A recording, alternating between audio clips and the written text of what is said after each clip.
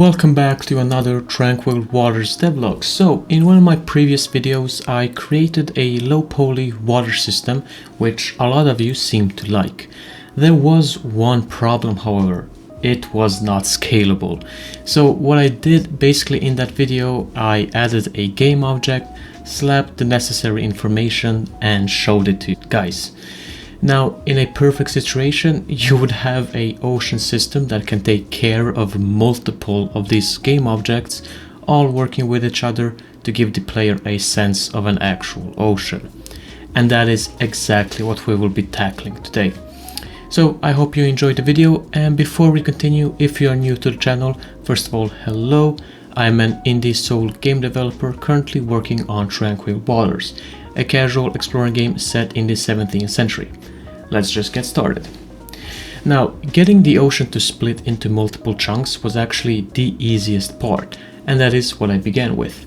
So there is simply two parameters I can use: the ocean size, which is basically how big do I want the ocean to be, and also the max amount of chunks, which basically tells how many chunks do I want the ocean to be divided into.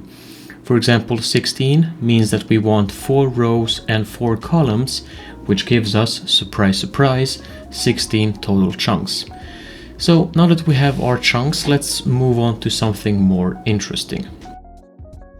There is a feature I implemented for my terrain in which I can set the vertex distance of the mesh manually, which in turn makes them less or more detailed. The reason why I want to have this in the ocean system is because I do not need to have all of the chunks to have max detail. This would be bad performance-wise and also very wasteful of our resources. It did take a couple of tries on getting it to work correctly, you know, the same as everything, but in the end I did manage to get something that seems to be working.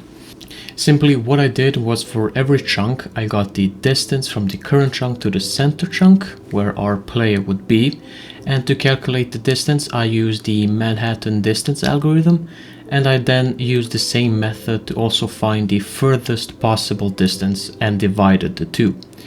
The reason why I divide by the furthest possible distance is so that I can get a value that goes from 0 to 1. Then we can simply lerp from 1 to 128 by this distance value, meaning that for the furthest distance we would get a vertex distance of 128. So one vertex for every 128 units. A little bit of math, I know, but I felt proud of what I did, so I had to put it in the video. And as you can see, we do get what we want. The furthest chunks have barely any detail, while the one in the center, where our player is, has the most detail. However, I do believe that we are jumping between the vertex distance a bit too much. I would like it to be a bit of a more smoother overlap, and this can be easily fixed within the lerp section where I divide the two distances. I simply divide the result by the row count of our chunks, and as you can see we get a much cleaner look on how the vertex distances are set up. Before we continue with the video, I think we have come to the part where I can say, if you liked the video so far and want to see more future content like this, please consider subscribing and potentially also liking the video, because it does help me. Let's continue. So the next thing I quickly set up is making the entire ocean system follow the player. So this means that our player will always be in the center and always have the most detailed chunk closest. The reason why I did this is, again, performance-wise, because simply moving the chunks is a lot faster than having to constantly create and destroy new water chunks whenever we move the player. Now this is great when the player is using the ship and, you know, sailing through the ocean, but we do have a problem, and that is that the ocean is following the player constantly.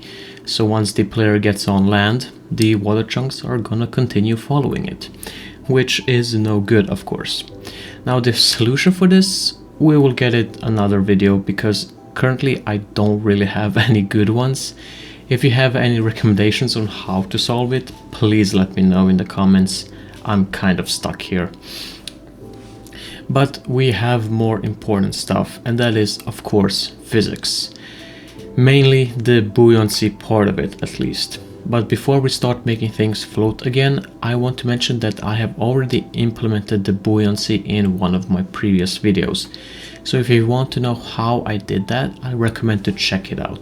After you let me finish with this one, of course. The reason why I'm coming back to buoyancy again is because I need to ensure it works with the chunks, since before it only worked with a single game object. So I set up this cube that we can play around with. So in our ocean system, we can have a function that takes in the current position of a game object and returns the wave height at that specific position. So Unity actually comes in clutch for us here because there is a function called overlap sphere, which returns all game objects that are inside a sphere. And all it needs is the world position and a radius, which is all information that we can easily access. Then we can simply go through all of the game objects, check if it is a water chunk, and we can call another function inside of that water chunk. Now this can pose a problem, and that is, what if the buoyant object is in the center of two water chunks? Well, my solution is to just go through with the first chunk and, ignore the other one, since it's not a huge problem anyways, but I just thought I would mention it anyways. So remember how I said I would call a function inside of the water chunk?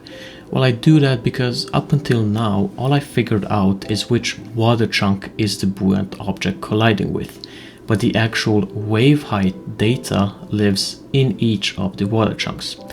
So now the actual math is kind of boring, so I will just put it up here. If you want to go through it, you can do that, but I don't want my audience retention rate to go down. It's pretty important. But another thing that is also important is that we can finally get the wave height and make the objects float. Alright, there is some things we probably need to fix. Alright, there we go, fixed it. Just a small bugs. And as you can see, it works nice and it doesn't really appear to be causing a huge frame rate drop, which is a nice bonus. And as you can see, it can also handle a lot of buoyant objects at once. So this was all I had for today. If you came this far, I truly do appreciate it and it means a lot to me. Also, if you came this far, there is a high chance you liked what I did in this video. So it shouldn't hurt to ask you to subscribe and like once more, I hope.